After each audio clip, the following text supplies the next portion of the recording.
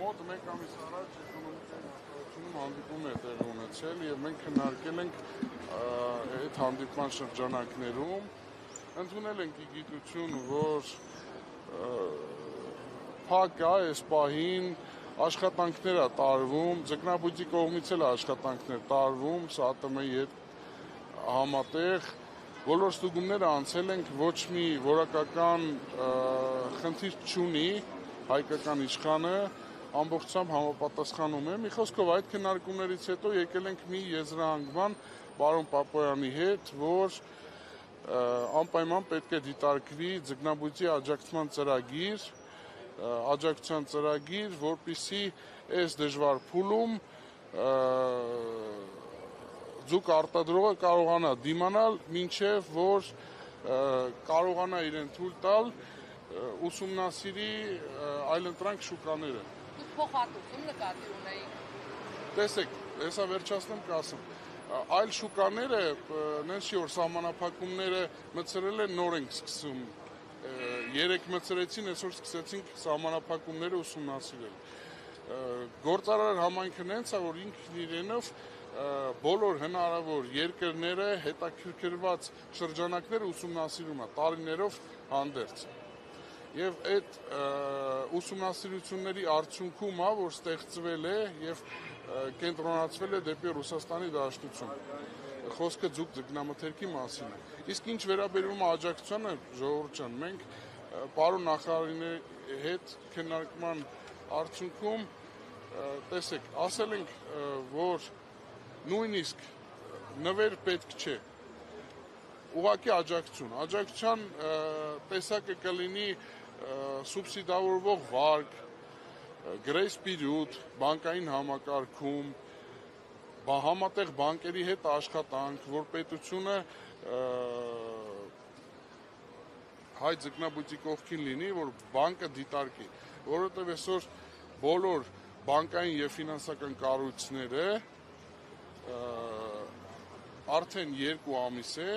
ձկնաբուծությունը համարում են կարմիր գիծ, այսինքն ռիսկային գոտի։ Իրանք ոչ մի բան չեն դիտարկում։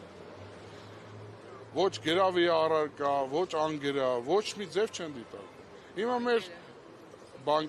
բանկերը եւ ֆինանսական մյուս կառույցները։ Հիմա մեր խնդրանքն ու պահանջը ինչու՞մն է կայանում, որ տարիների ընթացքում մեր համայնքը ձկնաբուծական պետության կողմից ոչ մի աջակցություն չի ստացել։ Նույնիսկ չի ստացել այլընտրանքային արևային կայանների տոկոսների մասով։ Ինչու եմ դա շեշտում, որտեղ ամբողջ Հայաստանում միջինացված 2-ից 3%-ով են բանկերը, արևային կայանները տրամադրում,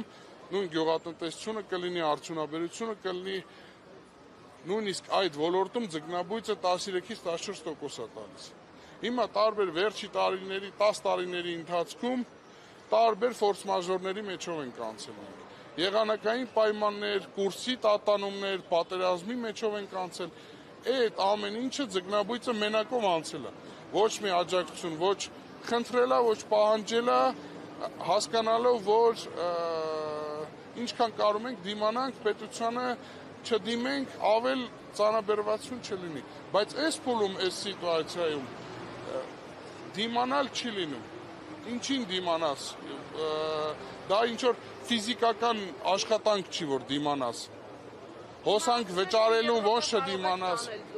Ճանապարհները բաց են, փաստաթղթերի առումով հնարավորություն կա, կառավարության նիստում է հայտնել։ Շատ լավ, սենց մի հատ օրինակ բերեմ Եվրոպա տանելու հետ կապված, ժողովուրդ։ Ես ենթադրենք 20 տարի է բոքսով եմ զբաղվում, այսօր զարթնել եմ, ինձ ասում են եղբայր, դու էլ բոքսով չես զբաղվում, արի գնա ֆուտբոլ խաղա։ Կարամ մի անգամից անցնեմ ֆուտբոլին։ Գործիքական պետք է լինի, շուկայի ուսումնասիրություն պետք է լինի, լոգիստիկ եզրերը պետք է գտնենք,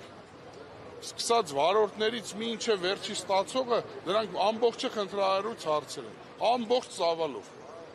ամբողջ ծավալով այդ ամբողջը խնդրահարույց է։ Ինչի, մի քանի կոմպոնենտ ասեմ։ Առաջինը, մարքեթինգային աշխատանք պետք է կատարվի, որպեսզի հայկական ձուկ ձկնամթերքը ներկայացվի նոր շուկայում։ մարդիկ ընդհանրապես պատկերացում չունեն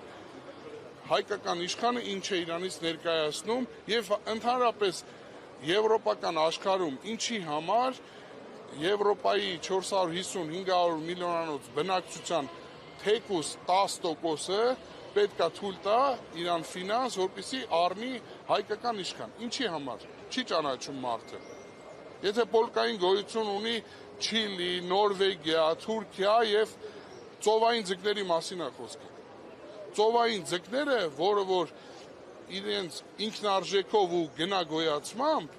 հայկական իշխանի որոշ դեպքերում հայկական իշխանից գինը ցածր է։ Այդ առաջի կոմպոնենտ։ Երկրորդը, որ ամբողջ եվրոպական միությունում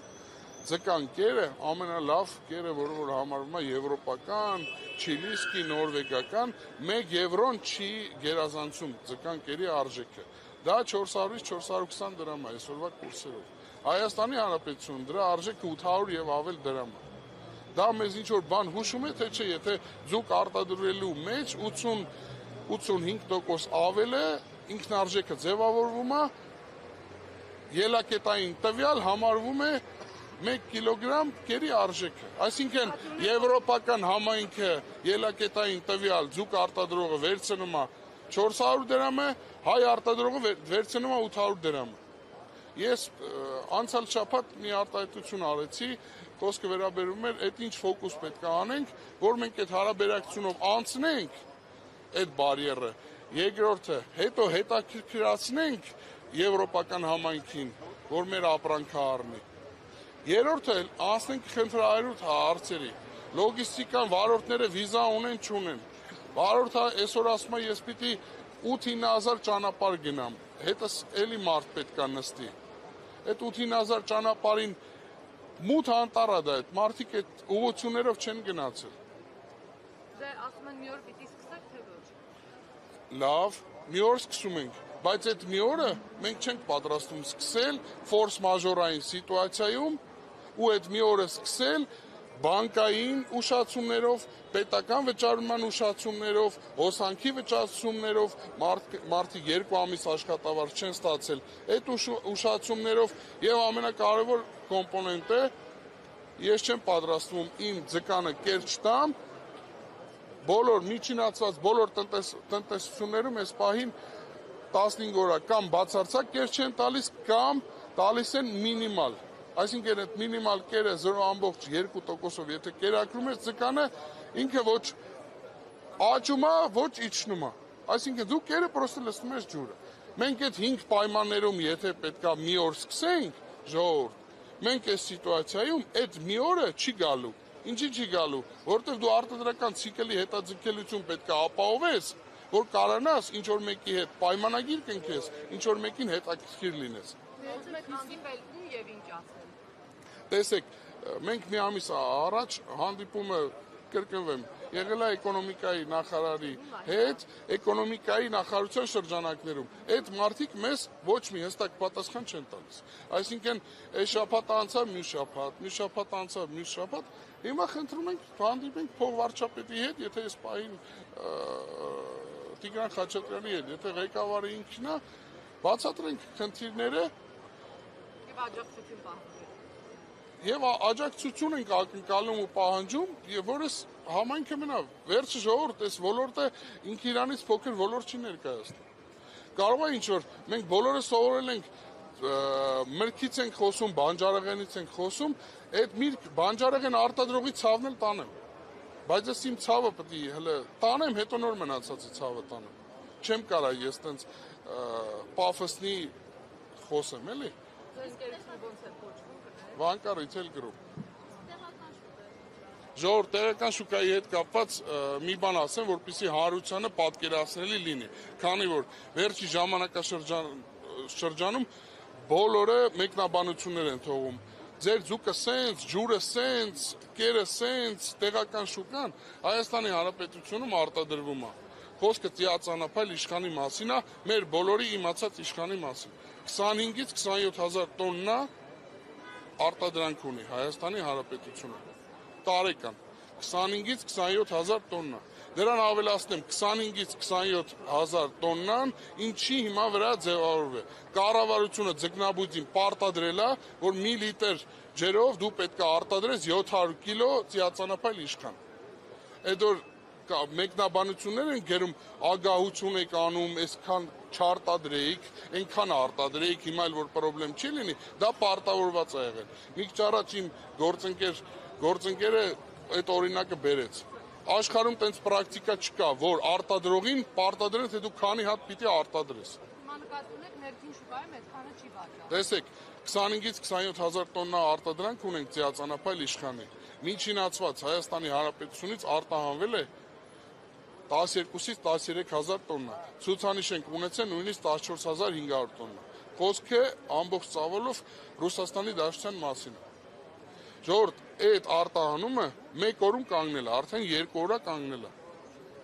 Հիմա առաջ եթե 27-ից կեսը լավ, սենց կես անենք, որպեսզի պատկերացում լինի։ Կեսը արտահանվում էր, կեսը տեղական շուկայում էր վաճառվում։ Խնդիր չկար, բայց հիմա կես չկա, ամբողջը լողավազաններում նստած է։ Ամբողջ խմբականակը լողավազաններում նստած է։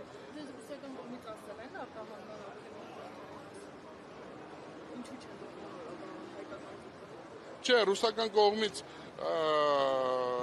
մենք անցել ենք ստուգում, երկու ընկերություններ անցել են ստուգում, համապատասխանություն են ստացել, ռուսական կողմը հաստատել է, որ այս գրավոր է հաստատել ՍԱՏՄ-ի հետ, որ այս երկու ընկերությունները կարող են իրականացնել արտահանում։ Մենք էլ այդ նոր տրված պահանջների շրջանակներում դա կլինի լաբորատոր փորձարկում, մոնիտորինգ տնտեսությունների մի քանի կոմպոնենտով առաջ ենք շարժվել, բայց այսօր սպասում ենք պատասխանի։ Խոսքը երկու ընկերությունների մասին է խոսքը։ Չէ, չենք արտահանել։ Այդ երկուսից մեկը դուք եք։ Չէ, մեկը ես չեմ։ Ես արտահանող բացի այն, որ արտադրող եմ ձկնաբույծում, նաև արտահանող կազմակերպության ղեկավարը։ Չէ, արտահանող։ Այդքանը ժողովուրդ չէ։